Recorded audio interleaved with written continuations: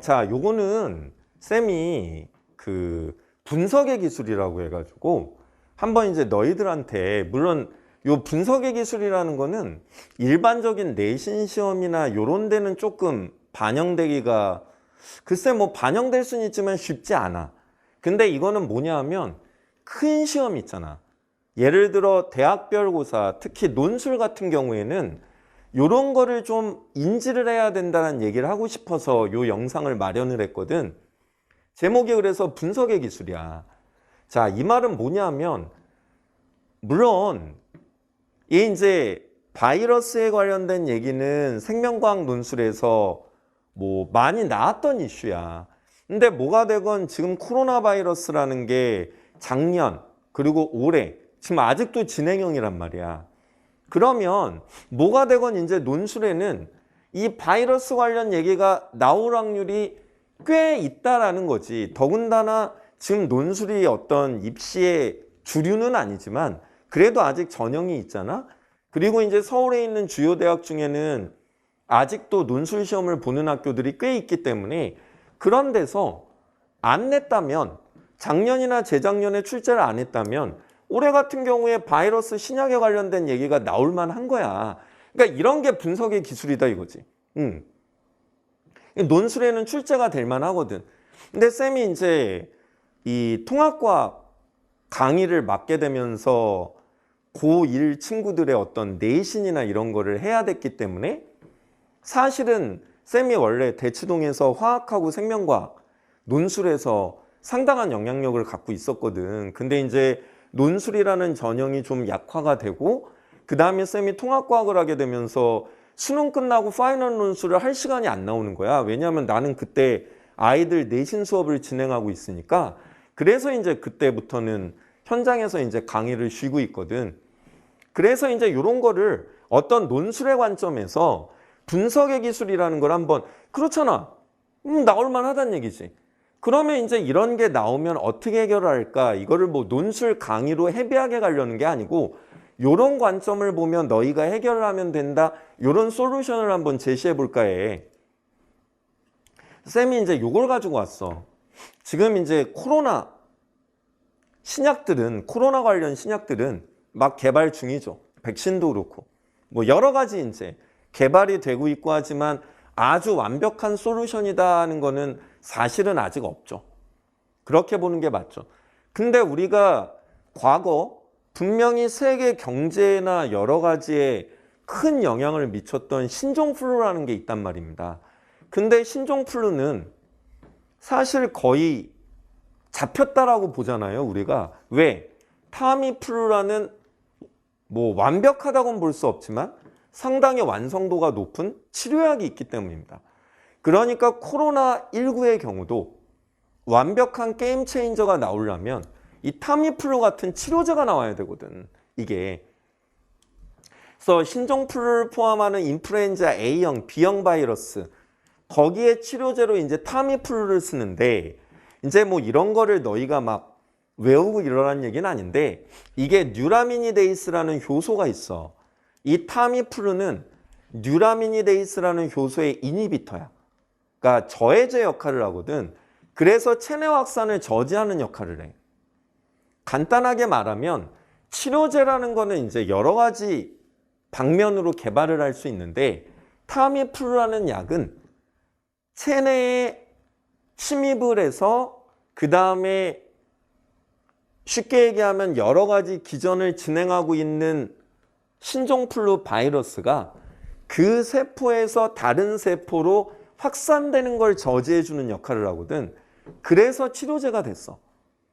근데 그러면 이제 이게 꼭 타미플루다, 코로나다를 떠나서 어떤 바이러스의 기전에 대한 제시문을 주어진 다음에 이 바이러스에 대해서 신약을 개발하려고 할 때 뭐 어떤 방식을 택할 수 있느냐 이런 거에 대한 글을 쓸 수가 있거든.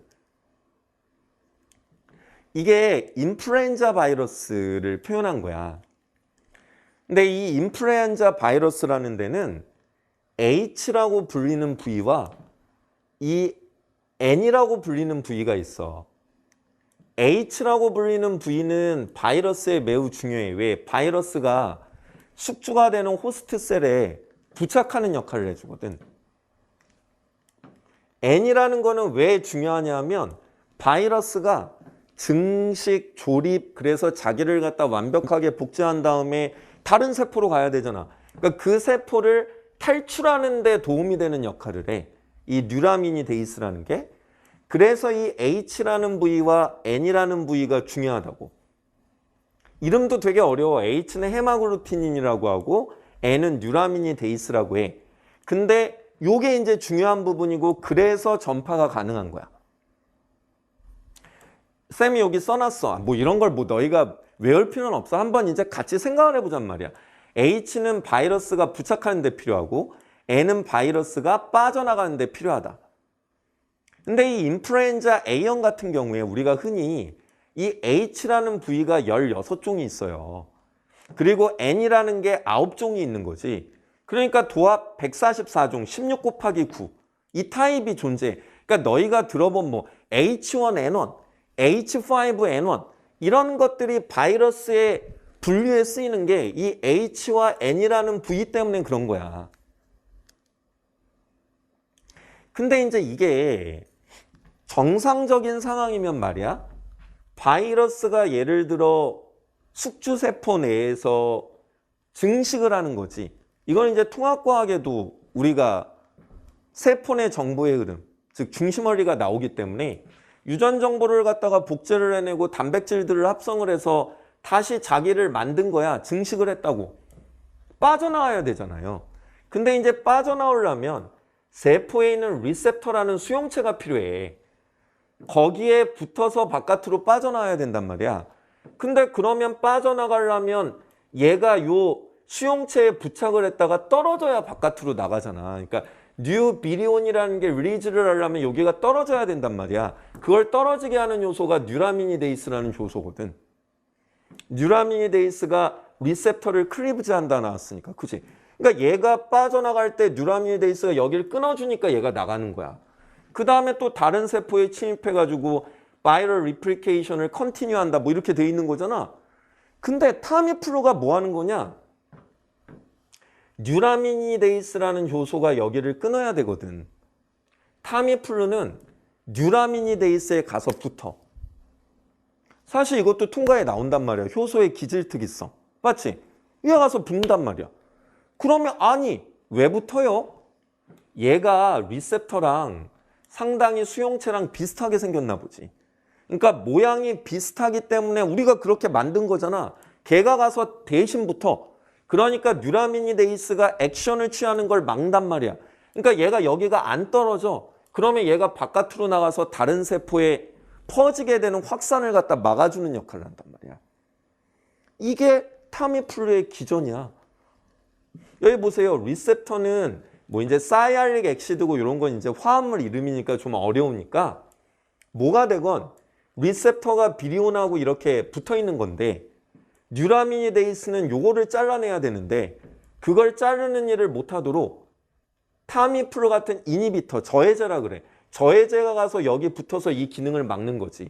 그러면 halted viral replication. 얘가 릴리즈가 안 돼.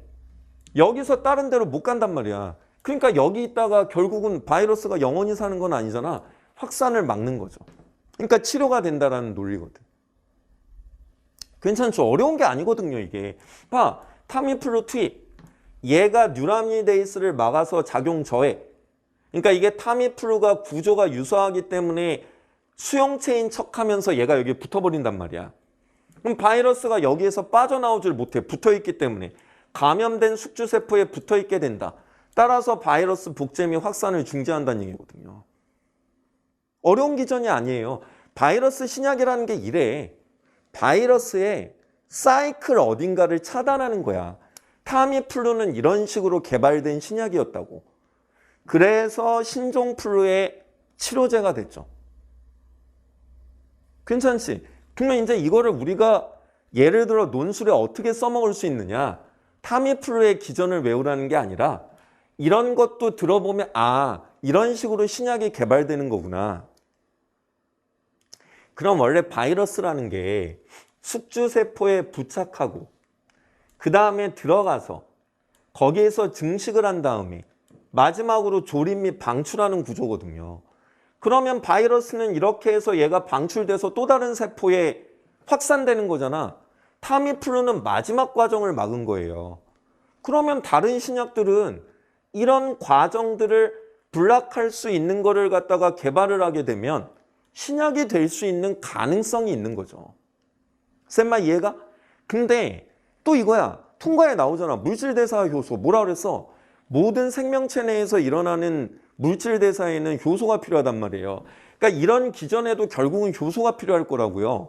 근데 아까 타미플루라는 놈도 결국은 뉴라미니데이스라는 효소의 저해제라 그랬어요. 이게 뭐냐면 요거는 이제 생투에 가야 나오는데 효소에는 활성부위라고 이런 건 통과에 나오잖아.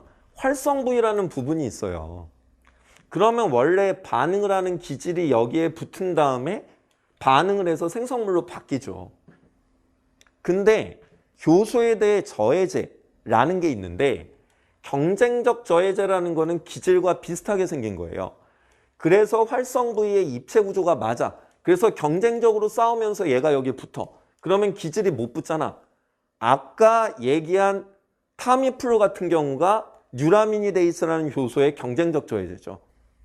뉴라미니데이스가 수용체에 붙어가지고 걔를 끊어야 되는 거를 지가 가서 대신 붙어서 뉴라미니데이스의 기능을 막은 거거든요. 그런 게 경쟁적 저해제야. 그러니까 우리가 앞서 이 중간중간에 있는 효소들의 경쟁적 저해제를 개발해가지고 그를 갖다 신약으로 개발하는 거를 충분히 고려해 볼 만한 거죠. 비경쟁적 저해제라는 것도 있어요. 근데 요거는 경쟁적 저해제에 비해서는 얘를 갖다가 디자인하기가 좀 어렵죠. 왜냐하면 얘는 활성 부위가 나와 있기 때문에 거기에 맞는 걸 디자인하면 되거든요. 근데 비경쟁적 저해제는 활성 부위가 아닌 이렇게 다른 데에 얘가 붙으면 이거 봐. 활성 부위가 모양이 완전히 바뀌었다고. 얘가 모양이 바뀌기 때문에 기질이 들어가서 반응을 못하는 거야. 이렇게 해서 효소의 기능을 갖다 저해하는 애도 있거든. 근데 실질적으로는 이게 좀 더 디자인하긴 쉽죠. 그러니까 결국은 바이러스 신약을 개발한다. 논술로 써야 돼.